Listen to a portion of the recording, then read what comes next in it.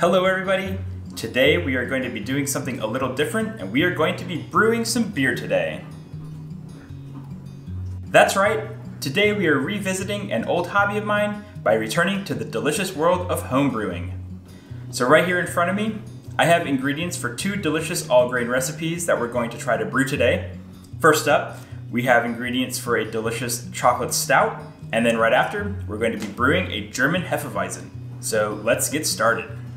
Actually, before we get started, let's talk about some of the equipment we're going to be using in today's brew session. So like I had said before, today we're going to be brewing a couple of all-grain recipes, so some of the equipment might be a little bit different if you're going to be doing extract brewing, which is typically the method of brewing that you're going to do when you're just getting started.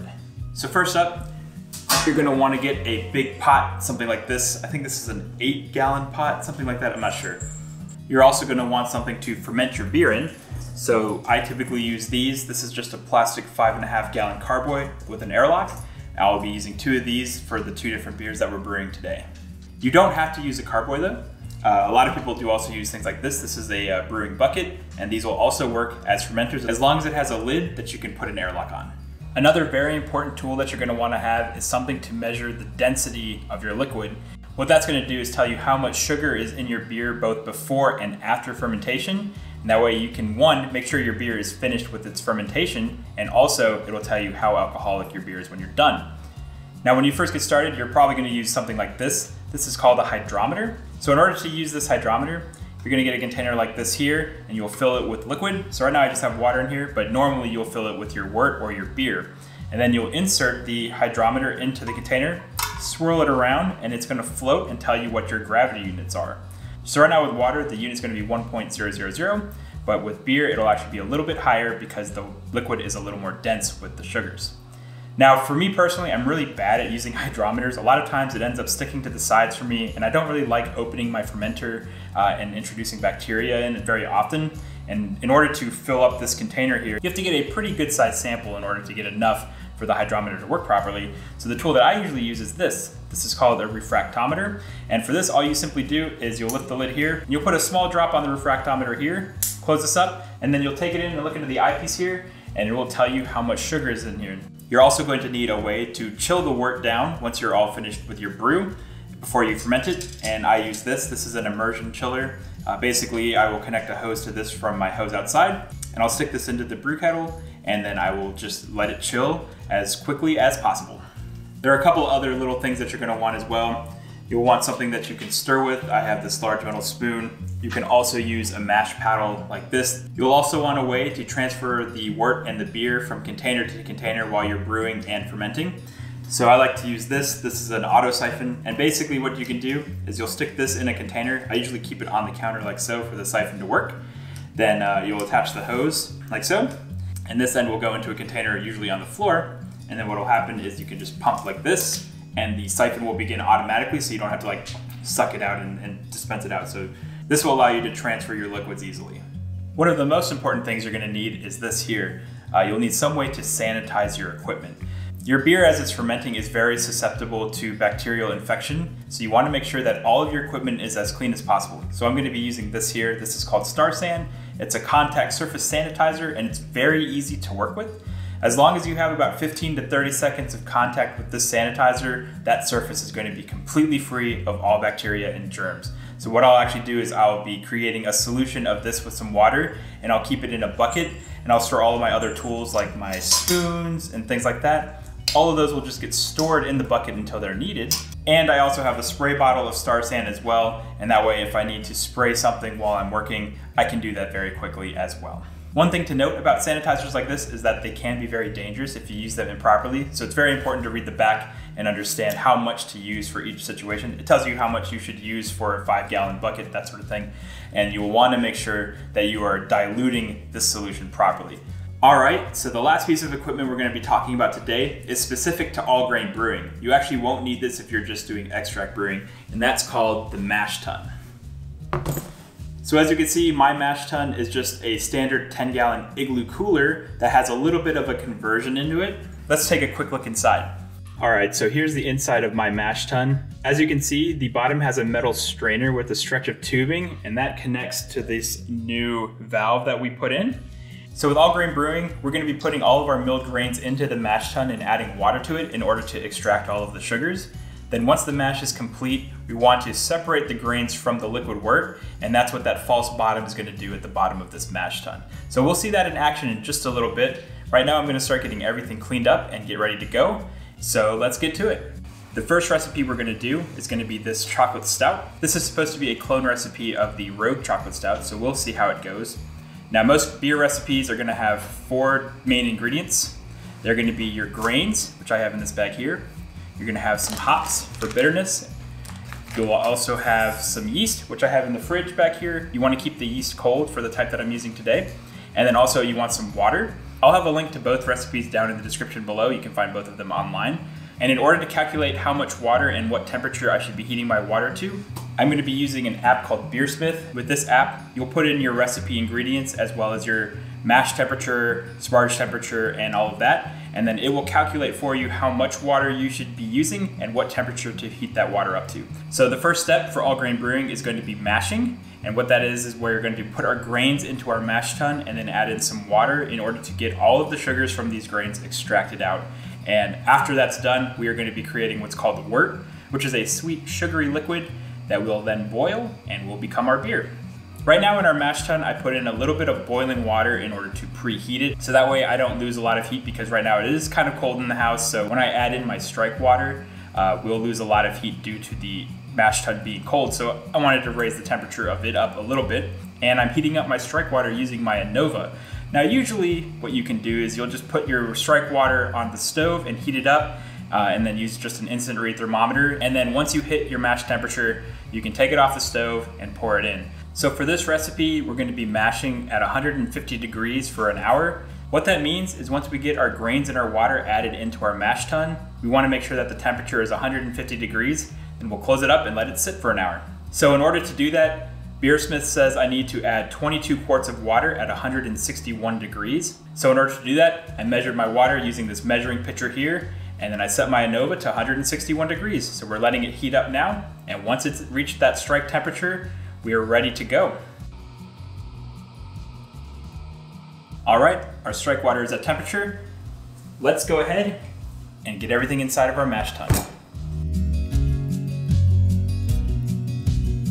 Our mash tun is still nice and warm from the boiling water. So now we'll go ahead and add in our grains.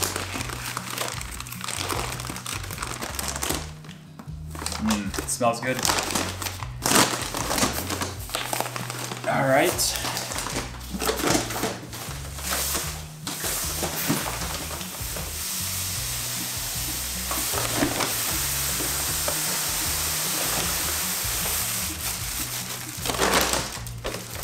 There we go.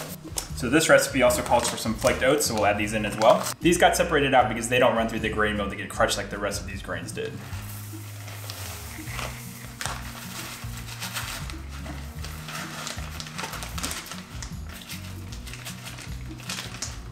Okay.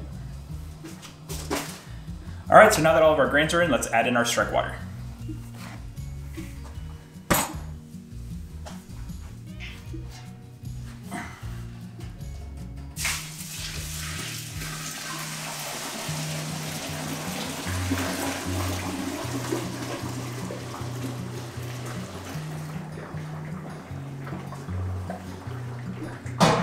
So now that I've got the water added in, I'm going to give it a good stir. We want to make sure that there are no chunks inside the mash, and then we'll close it up and let it go for an hour.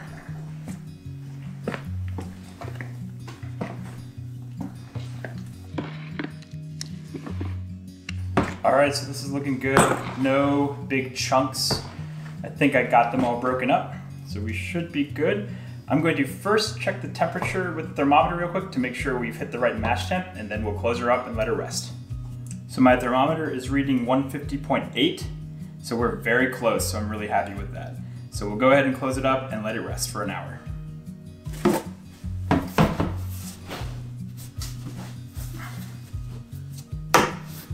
All right, there we go. All right, so while we're waiting for the mash to finish up, we are going to do what I think is the very most important step in any brewing process, and that is to enjoy a home brew while brewing your next batch. So this is actually a Hefeweizen that my friend Nick brewed just about a month ago. He borrowed my equipment and created this delicious looking beverage. So let's give it a taste and we'll see how it is. So here is the glass. It's a pale straw color. Aroma's quite weedy with a little bit of hop bitterness, but not a lot.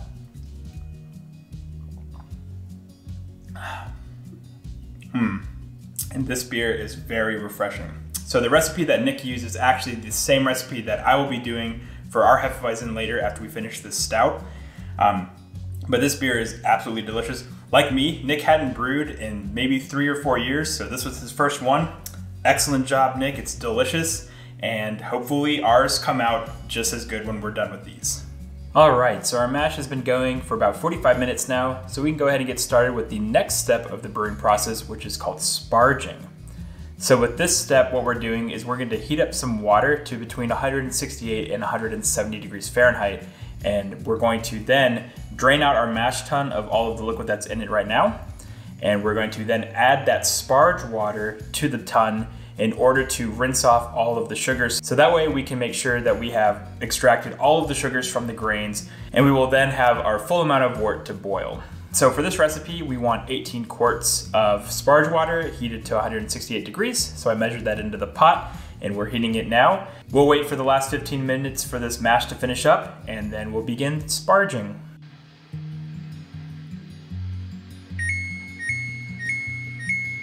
So our mash is all finished up. Let's begin mashing out and sparging. Okay, so you may be tempted to just throw this valve wide open and completely drain out the mash tun, but you don't actually want to do that. First, we want to perform a step that's called the Vorlauf. And what we're going to do is we're going to slowly open this valve. We're going to run off a couple of quarts of the wort into this pitcher here, and we're going to then recirculate that slowly back into the mash tun. And what that's going to do is the bed of grains is going to slowly compact down, and that way when we fully open it, we're not going to be pulling off excess solids. So let's go ahead and do that now. So again, we're going to just slowly open the valve. And we want to look for the liquid coming out to be completely free of solids. There are some loose grains in here right now. You can sort of see them in the pitcher here. Again, we're just trying to get a couple of quarts out, so once we hit about 2 quarts here, I'm going to close it up and pour it back in, and then we'll pour off a little bit more into the pitcher and see if the runnings are a little bit clear. There's actually not too many grains in here right now, so I don't think we'll have to do this for too long. So here's our first pitcher from the Vorlauf, and as you can see, there are some solids just floating in there, and that's what we're trying to eliminate before we fully empty out the tun. And we're going to carefully pour this back in so we don't disrupt the grain bed. I like to just try to pour it slowly down the side. Just like that. And that way we're not disrupting that compacted grain bed.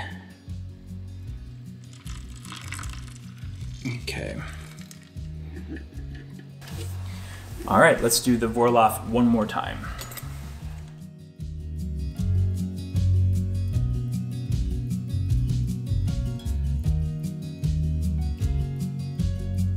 Since I only have the one brew kettle right now, I'm going to be emptying this mash tun into a plastic bucket, like so. And then I'll just sort of hold it in here until we empty out the brew kettle for the sparge, which we'll do in just a little bit. But now we can open her up and drain out the tun.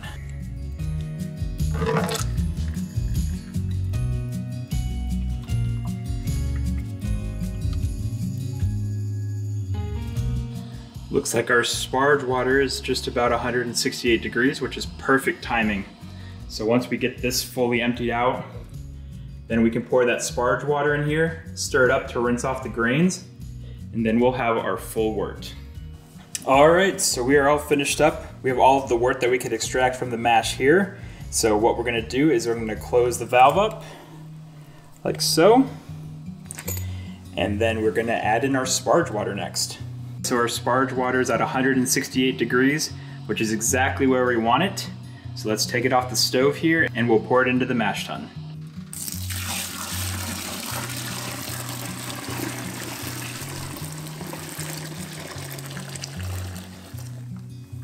All right, so just like with mashing in, we want to give this a nice good stir. Break up all of the dough balls, no clumps. That way we can make sure we're fully rinsing off all of the sugars from the grains.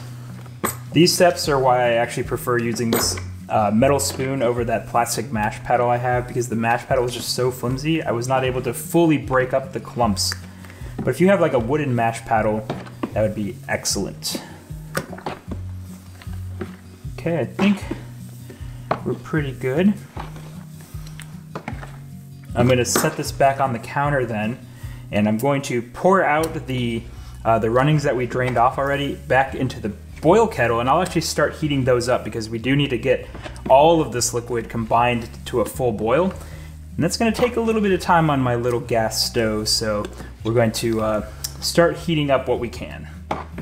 All right, so just like before, we don't want to fully open up this valve yet. We want to do another Vorlauf. So let's get our pitcher and start doing that.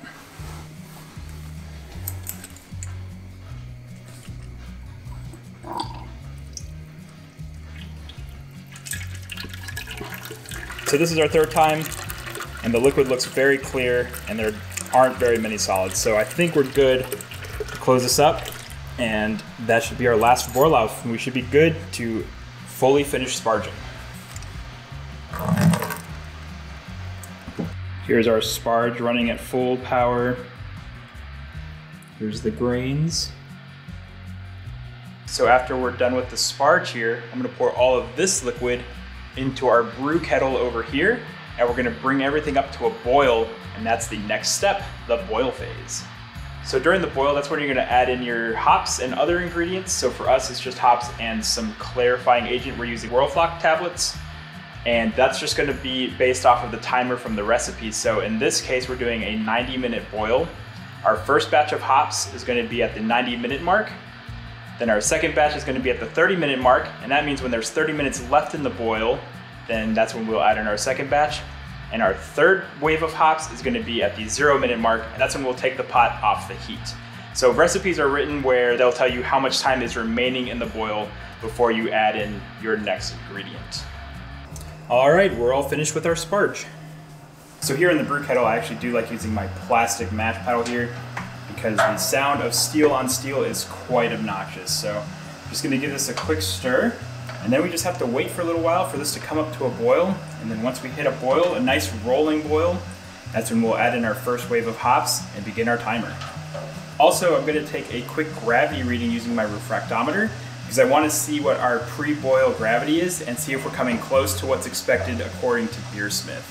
So I have my refractometer here with my pre-boil sample. Let's take a look inside. I wonder if this will work.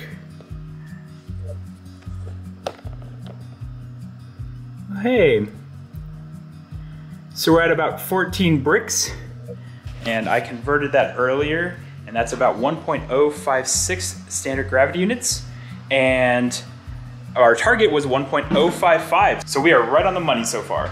All right, so while we're waiting for the wort to come up to a boil, I'm beginning to sanitize the fermenter that I'm going to be using for this beer. So the directions for Star San say that you can use 1 ounce of the sanitizer for 5 gallons of water. I am going to just fill this up with water. I put in the 1 ounce of Star San already.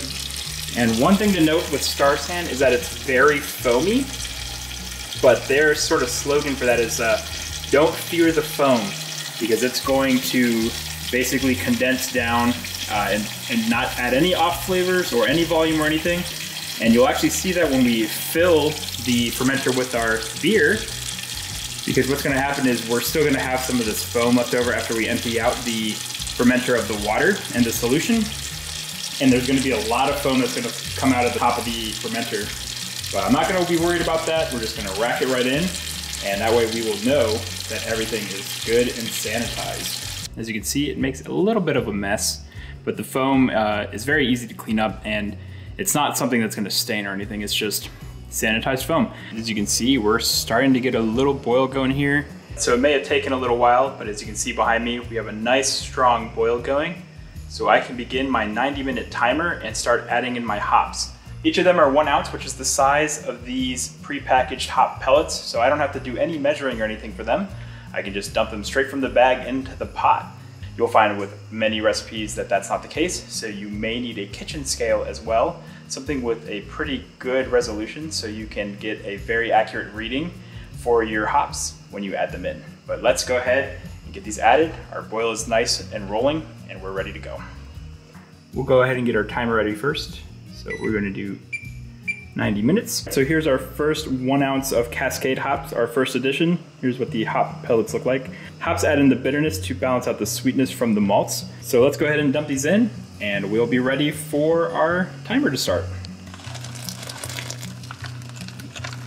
Okay, we're gonna go ahead and start the timer. We're good. It does tend to boil over here, so I have a cup of water ready to go just in case. So keep an eye on it. Actually, looks like it might be okay. And this is pretty much all we're gonna do for this boil phase. All we have to do is just wait for the timer to hit certain increments and we'll add in our next addition. So for us, we will be adding in another ounce of Cascade hops at the 30-minute mark. Again, that's 30 minutes remaining, so we don't have to do anything else for an hour. I'll just keep checking on it and stirring it, and that's pretty much it. There's not too much to the boil. And then after we get all of our hops and additions put into the pot and mixed in, that's when we'll begin the cooling phase in order to get the liquid cold as fast as possible so we can put it into the fermenter and pitch our yeast. So we're just about a minute away from our next hop addition. Here's a better clip of the hop pellets that we're using today. These are Cascade hops again. We have 1 ounce in the plate here. One thing to note, because here's Zelda, who's helping me brew today. Hi, Zelda. One thing to note with hops is that they are very toxic to both cats and dogs. So if you have pets and you want to do home brewing, it's very important to make sure you keep those away from your pets. I try to keep mine locked up in the pantry so that they can't get to them while they're in storage. So definitely be aware of that. All right, in these go. So I had mentioned earlier in this video that sanitation and sanitizing your equipment is very important in home brewing, and that's especially true once we begin the cooling process. So up until this point, all of the equipment that we've used and all of the ingredients that we've used are handling liquids that will be boiled as they're doing right now. All of the bacteria on that equipment that makes it into the liquid will get killed off as it's in the boil here. So sanitation isn't quite as important up until now. And that's because once we begin cooling, then all of that bacteria will actually thrive in that environment. So we want to make sure that everything is sanitized once the wort is cooled off. So what I'm going to be doing is at the 10-minute mark, I have an immersion chiller that I'm going to be using in order to cool the wort down. And I'm actually going to stick that into the pot for about 10 minutes to allow it to sanitize itself while it's been boiling. Now I do actually have it sitting in the sink here right now. This is a sanitizing solution, so it's being sanitized now, but just to be extra safe, I like to stick it in the kettle for about 10 minutes and let it boil off. Then we'll add in the Whirlfloc tablet at the 5-minute mark, and then we'll add in our last addition of hops once we're finished with the boil. Here's what our liquid looks like so far with about 13 minutes left in the boil. As you can see, we've lost a good amount of liquid from our boil so far. And what that's going to do is, since the water is evaporating, all of the sugars are going to become more concentrated in the liquid. So we're going to take a gravity reading soon, and that number should be higher than the number that we got before the boil. And that will be what's called our original or starting gravity. And we'll use that number and compare it to our final gravity after the fermentation is complete. And that will help us determine how alcoholic our beer is.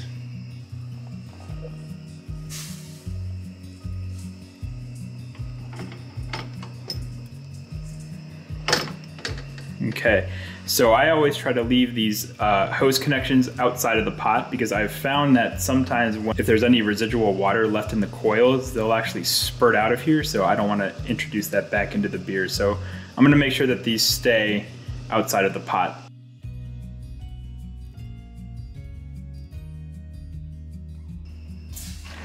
All right, let's throw that Whirlfloc tablet in. Boop. So we just have about 4 minutes left before we toss in our last addition of hops here. Now you may be asking, why do you have to add in hops at different times? And the reason for that is the hops that you add in earlier in the boil, those are adding the bitterness to the beer. The hops that you add in the middle are more for flavor profile, and then the hops at the end are primarily for aroma, and they don't add much bitterness to the beer. So That's why you add in your different hops at different times in order to get different flavors and aromas. All right, let's kill the timer. Kill the heat. Dump in our last hops. And we are finished with the boil. So I'm gonna mix this up real quick and then we're gonna take this outside. I got the wort here outside. I have my immersion chiller inside the kettle still. So I'm gonna connect the hose to it and then get it running. And we're gonna cool this down to about 70 degrees Fahrenheit as quickly as we can. All right, so you can see I got the hose going. We got cold water running through that immersion chiller coil. It's coming into contact with the beer and we're cooling it off. So like I said, right now, this is very important to make sure that everything stays sanitized. So I'm gonna go make sure that I get a little container of sanitized water so I can keep dipping in my thermometer to it, and I'll keep checking the temperature, and we're looking for about 70 degrees so we can put it inside of our fermenter and then pitch our yeast. So to speed up the process, I'm actually going to untape these here. Make sure that there's no drips. I'm not seeing any right now, so you should be good. And I'm going to actually stir the wort with the chiller. Now I have seen my chiller before where I would get drips out of one of these two lines, so I'm going to try to still keep these mostly outside, and if I start seeing any drips, I'll just get a towel and wrap it around. But just something nice and simple like this should be okay. I have the both connections still outside of the pot. This is the perfect time right now for me to be doing this because it's like 20 some degrees outside and my water is very cold. So this shouldn't really take too long. So it's been about 20 minutes now. Take another measurement, sanitized thermometer here. We're getting 71.9, so 71 to 72 degrees. So that sounds perfect to me. I'm gonna go ahead and turn off the hose here, and then we'll disconnect all the hoses from the coil and head back inside.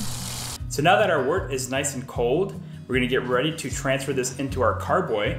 But before that, what I'm gonna do is something called a whirlpool. And I'm gonna take my sanitized mash paddle and I'm gonna swirl it around inside of the pot here.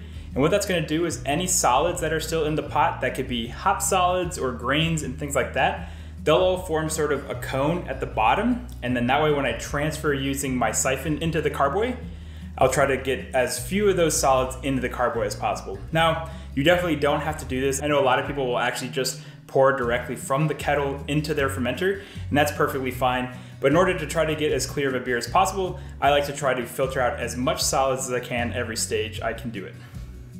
So I got my mash paddle here. It's been soaking in some sanitizer, but just to be safe, I'm gonna spray it down a little bit more. And then we're just gonna give it a nice big stir. Try to get a good vortex going.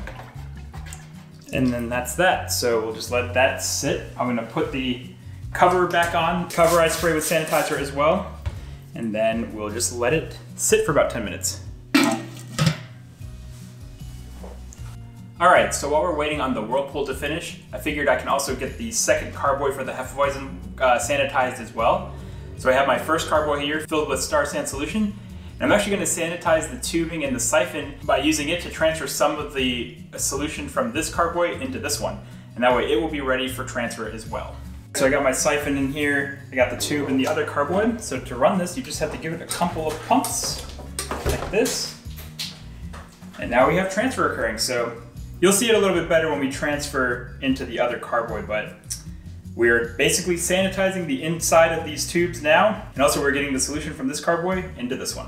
So our sanitized carboy is ready. Our siphon is sanitized as well, so we can begin transferring the wort from our kettle into the sanitized carboy.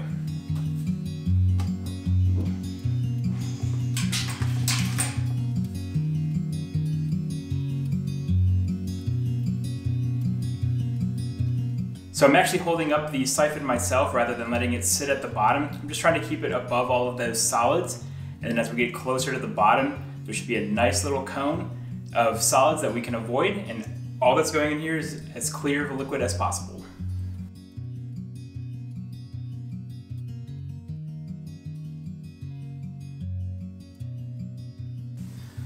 All right, and there we go. All of our beer has been transferred into the carboy. So what I'm gonna do is I'm gonna quickly throw on an airlock here. We are almost ready to pitch our yeast, and that is the final step of the brewing process for today. But what we're gonna do first is we do need to aerate this wort. But after you pitch the yeast, you wanna try to disturb this as little as possible. So we're actually gonna go into another room where I am going to be fermenting the beer, and then we'll pitch the yeast in that room. But first, we're gonna go ahead and basically shake this up very vigorously to try to oxygenate the wort before we throw the yeast in.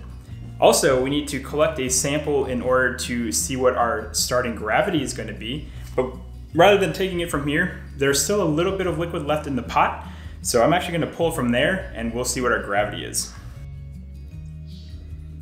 And let's go put this on the refractometer. So our starting gravity is about 17.5.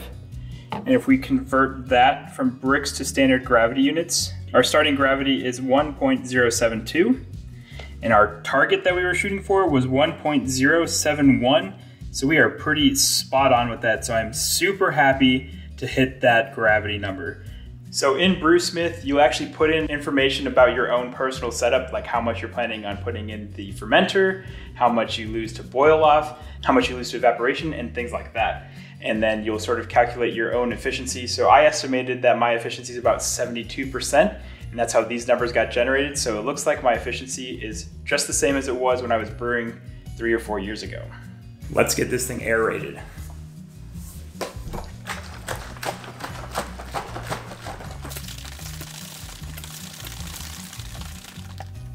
All right, we're ready to go put this in my fermentation chamber, which I'll show you in the other room. This is where we're going to be fermenting both of our beers. This is just a chest freezer, but it is plugged into a separate temperature sensor. I have the probe set to 66 degrees, plus or minus a couple of degrees. And what I'm going to do is I'll put both of the beers in here and then put the probe affixed to one of the fermenters, and I'll put a towel over that. And that way it's sort of measuring the temperature of the liquid to try to keep it at a constant temperature while it's fermenting. Once we get this inside, we'll open up the airlock and pitch our yeast and then put the airlock back on, and we will be finished with this beer. All right, so for our yeast, we have White Labs WLP001 or California Ale. I actually have 2 packages for this beer. If you're a true pro with brewing beer, a lot of times it is recommended to make what's called a yeast starter, which is sort of like a very basic beer that you'll pour the yeast into. And then over time, that will ferment and create more yeast cells that you can use. But I'm pretty lazy for that, so I just get a couple of yeast packages rather than just one, and we'll pour both packages into the fermenter. Again, at this point, the beer is very sensitive to bacteria, so I've been soaking these packages in sanitizer, and in order to open them, I'm also going to sanitize a pair of scissors that I can use to cut them open before pouring them in. Let's dump these bad boys in.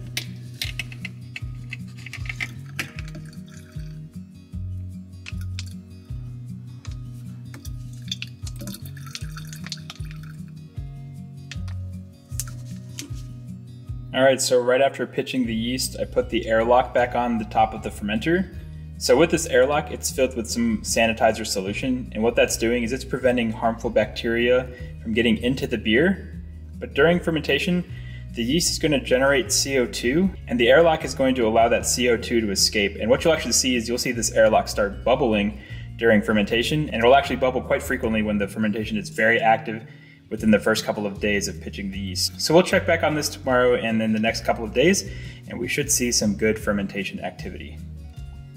And that is a typical brew day for me. So now we just have to wait. This is one of the hardest parts with homebrewing is patience. So we have to wait for about 2 weeks or so for the beer to finish fermenting.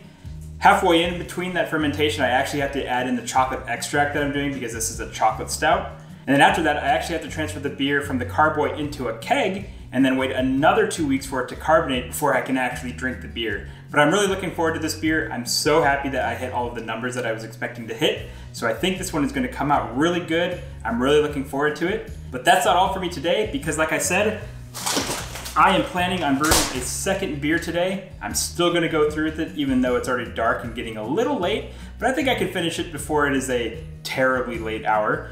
I'm not gonna record quite as much as I did with the first beer, but I will have a couple of clips here and there just to show off what the numbers are and things like that. But I'm gonna go ahead and start getting everything cleaned up from the last batch, and then we'll start working on this one. So here are all of the ingredients that we're gonna be using for this batch. This is a much smaller recipe as far as the ingredients go. I only have to use 7 pounds of German wheat and 4 pounds of German Pilsner, 8 ounces of rice hulls, and only 1 ounce total of Hallertau hops. Strike water is ready, so let's pour it in.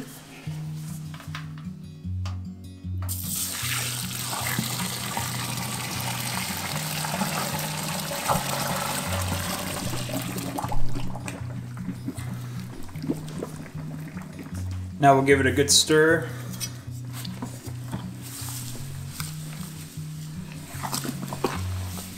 Again, we're trying to make sure we don't have any dough balls and get everything nice and evenly mixed.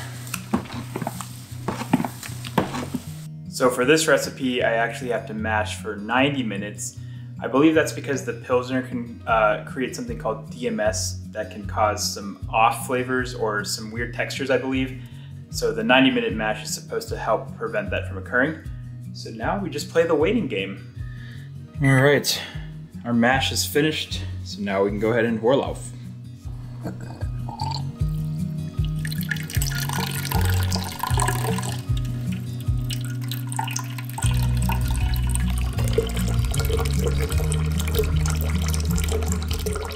Our sparge water is ready and waiting for this to finish.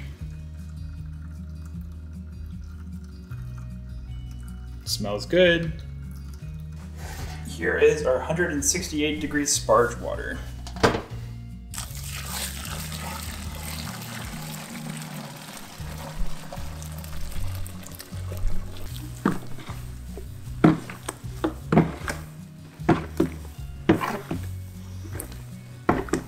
All right, so I'm going to set this back up on the counter and we'll do another Vorlauf.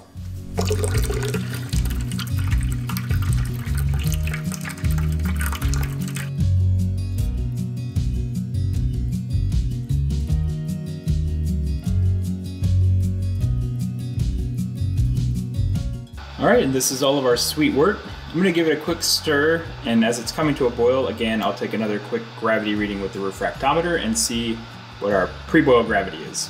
All right, so our refractometer says that we're at 10 Brix, and that's about 1.04 gravity units, and our estimated pre-boil gravity is 1.042. So just a little bit lower than expected, but very, very close. So you can see that we have a nice rolling boil go. So we can go ahead and set our timer.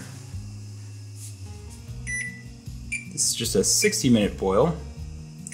We don't have to add any hops to this until we hit the 45-minute mark. Now I have my 3/4 of an ounce weighed up here. These are Hallertau hops.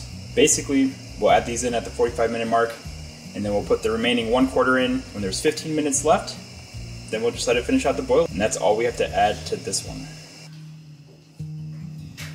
In goes our first hops addition. All right, in goes our second addition. We're sanitizing our chiller just like before by sticking it in the pot with about 10 minutes left. All right, so our boil is done. We can kill the heat and we can take this bad boy outside. So I got the hose hooked up to the chiller. It's so cold outside, so that's bad for me personally, but it's nice for the beer. And out here, you can see we got hot water coming out. And that actually brings up a good point. When you're handling your wort chiller, if you do stir it like I do with the chiller, always make sure to hold it from this side. This is the inlet. This is the hose coming in, because this connection with it being metal is actually quite hot. So you want to be careful with that. I actually got a small little burn on my hand because I touched it earlier, but now I know to remember to always touch the cold side, or if you don't, just use oven mitts at least. What do we got?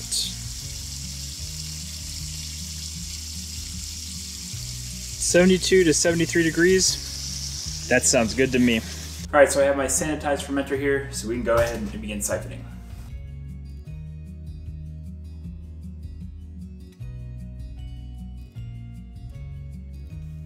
Got a nice full carboy here. We're gonna go ahead and aerate this real quick, and then we're gonna take it straight to the fermentation chamber.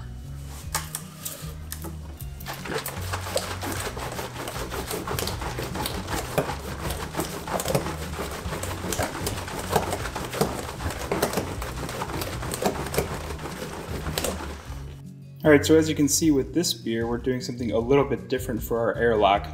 Rather than using a traditional airlock like this one, I'm using what's called a blow-off tube. So it's just an airlock connected to a stretch of hose. It is then going into a pitcher of sanitized solution here. And the reason for that is because with this beer in particular, I know the Hefeweizen yeast is very active and can create a lot of foam and krausen while it's fermenting. In order to prevent it from spilling out into the fermentation chamber here, I'll use this blow-off tube, and hopefully most of the overflow will collect inside the pitcher. For the Hefeweizen, we're using White Labs WLP 300, the Hefeweizen ale yeast. Normally I actually use Wyeast 3068 for this one, but they were out of stock at my brew supply store, but this one is very comparable, so that's what we're using today. So I'm only going to be using 1 package of this yeast for this beer, and that's because I found that when you strain the yeast by really not putting enough yeast in, that's what actually helps develop a nice banana flavor, which I really like in Hefeweizen, so only 1 package for this one. All right, so just like before, we're going to pour it into the fermenter.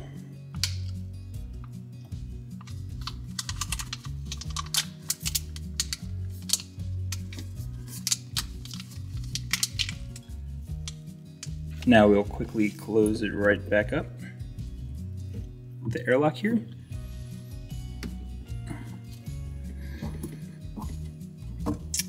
And both beers are done. And we are finally finished up with our brew day today. So before getting everything cleaned up, I did take a reading with my refractometer. I ended up getting 12.5 Brix, which is about 1.505 units of gravity. And my target was 1.050, so we hit that right on the mark just like last time. So far so good, everything is coming up as expected. Now we just have to wait for a couple of weeks while the 2 beers ferment. But with the fermentation and the kegging, I'm gonna make all of that a separate video. I'll show you how the fermentation is progressing as the days go by, and then afterwards I'll show you how I get everything kegged and loaded up into my kegerator. So stay tuned for that. Thank you guys so much for watching this video. I know it's a little bit different than what you might be used to on this channel, but I had a lot of fun making this video and making the 2 beers that we worked on today. And if you do like this content, be sure to leave me a comment below. I will have another free tap on my kegerator. Also, be sure to give this video a thumbs up, and if you haven't yet, please subscribe to the channel. Both are greatly appreciated and help the channel grow. But again, thank you guys so much for watching this video. I really appreciate it. And until next time, cheers.